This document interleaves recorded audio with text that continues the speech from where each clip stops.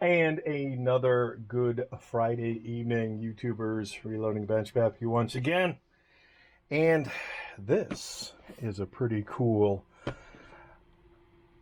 unboxing-ish. Yeah, technically it's an unboxing.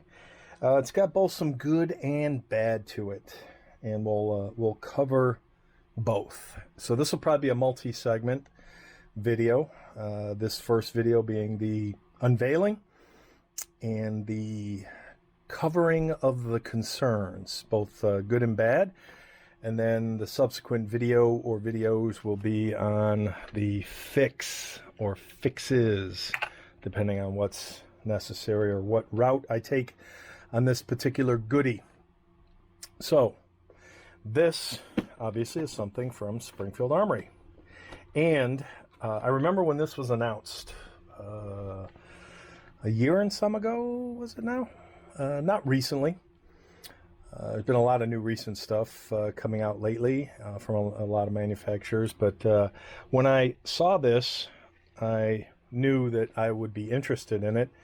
And it's complicated because of where I live, what state I live in, and what's available to me and how it can get to me. So I can't buy certain things from an FFL. I have to wait till somebody else comes into my state and has maybe something with them, or maybe law enforcement or somebody who's roster exempt or whatever, and then they decide that they no longer want this and then they sell it. So this is a Springfield Armory, cute little bag. This is an SA-35. Let me get some of this stuff out of the way. Magazine lock.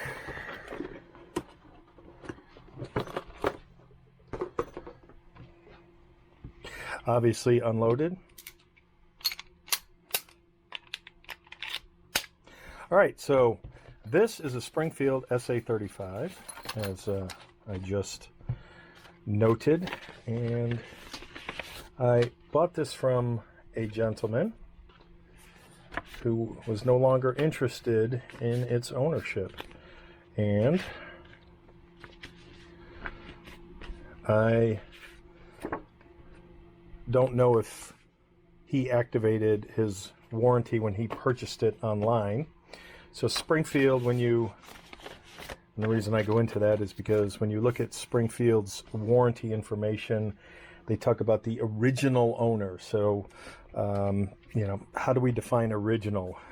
I'll just leave that one alone. And, when I first saw this online, I've had many people ask me, what do you feel about the high power? How about the high power, the Browning high power, blah, blah, blah, blah, blah, the FN?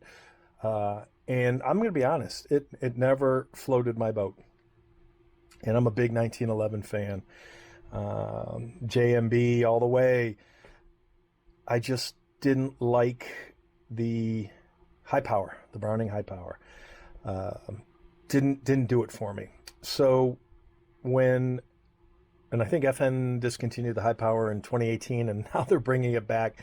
And I'm guessing they're bringing it back because other people are doing things like this. So, when you look at what Springfield has done and what they're offering, and I think you're hearing some interesting things about the Prodigy in the news. Maybe rush to market. This is not an expensive gun. I wish that was not the case for what I paid for it. So when I looked online for reviews, a lot of positive reviews, I couldn't find too many negatives. And by negative, I'm meaning showing some shortcomings. I think there was one good video by a YouTuber called, I think it was Tacticool or Tacticools, something along those lines. And he talked about, all the QA fit and finish issues. And I remember when I met the gentleman for this purchase, and I looked it over, and I'm like, okay, looks good from the most part, in terms of what to expect, how it looked. He's going to say he didn't shoot it. I never believed that. So I looked the gun over. One of the things I noticed, the FN has a full-length guy rod. whereas this does not. And, when I looked it over, I'm like, okay, yeah, we're good. I truly did feel bad about the price I paid because this is a $700 gun, and people were joking about, oh, you're paying a premium on Gunbroker of $1,000. I'm like, yeah, I wish that was the case. I truly do. In any case, buy once, cry once, so I will cry for the rest of the evening. But when I saw Tacticool's video, I started to wonder, oh man, I hope I didn't miss all those blems or issues with mine, because I remember at the transaction, at the purchase, I did notice something, and I kind of wrote it off. And what I noticed, and I'll also show pictures because I never know how this camera will focus.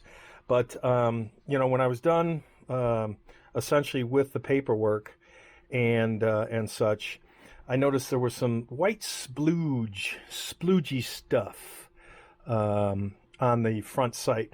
And I went to, brush it off, and I asked the local shop, hey, you got a brush? And I brushed it off, and I'm like, okay. And then I noticed, so I'm like, okay, it looks like there's some funk there. And then I noticed, and somebody else said the brown salts are what's tarnishing the finish. So I don't know if this will capture it. That's why I'll show the pictures. But there were two things that caught my eye. The first one was this burr. There's a burr right there. You can see the top of it right there. And because of the burr, the front sight, you can tell, is not fully seated. I mean, there's a lip right here because the sight is not all the way in. It's not flush, whereas on this side, there's nothing to catch.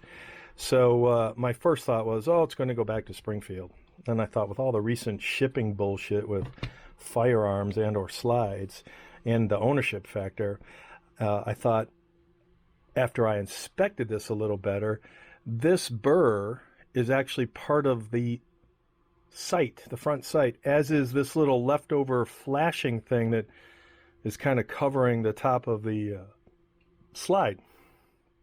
So I have a couple of options. One, just deal with it. But the fact that this sight is, I can feel the edge of the sight. Wow, I need a drink. I can feel the edge of. I can feel a slight edge of the sight. So this is not fully centered, in my opinion. And with this burr right here and this extra flashing, this extra material, I'm going to say, who was on QA duty? Is this a Monday, Friday gun? So whoever was QAing this morning effed up. So obviously the sight is not exactly true because it's too far to the right. So I think my second or follow-up video to this is going to be to get my brand new imitation Wheeler sight pusher, push this off to the right, do some fix-it work to this sight, and then push it back on. So that's the plan. And if that fails and I find that underneath the slide or underneath the sight, the slide is all effed up, then maybe it's a call to Springfield. Again, it's not a high-end gun. I paid high-end money for it, but it's not a high-end gun. So when I look over the fit and finish, I don't see the same issues that Tacticool noted. I think he said there was a high spot on the grips. I don't notice that. He noticed some damage on the bevel. I don't, did that come at the gun shop? From people playing with mag insertions? Did it come from the factory? Who knows?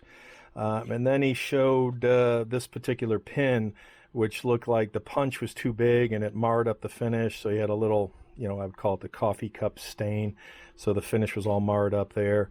I can't tell if there's something stuck there or what. Or, yep, that was dust.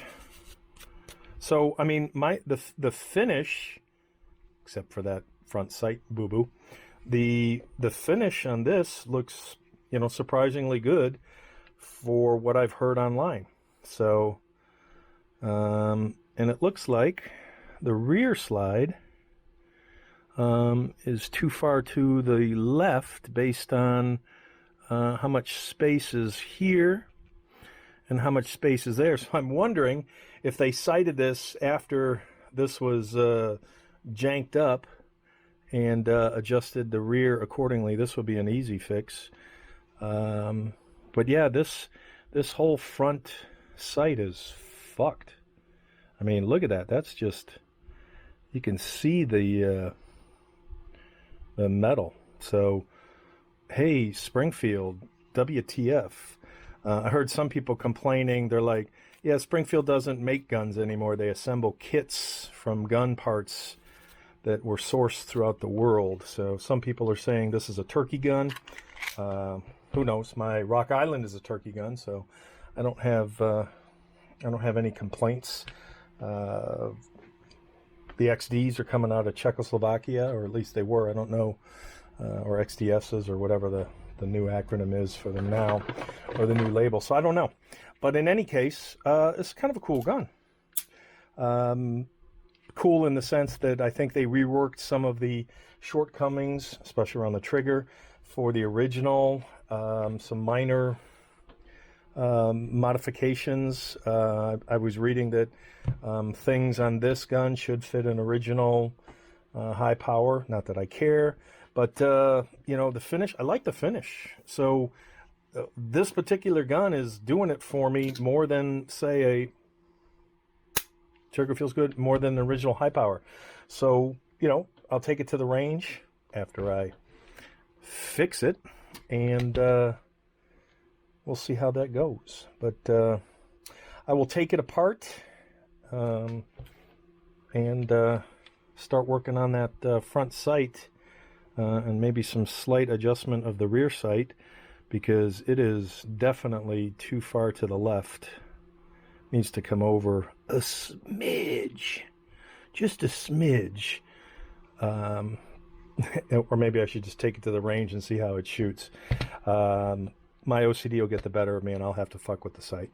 That's just what's going to happen. So, more to come. The Springfield Armory SA-35 to be fixed, whether that's by me or by Springfield and a new slide or what. But time will tell. So the next video, you'll either know I failed or succeeded. Later.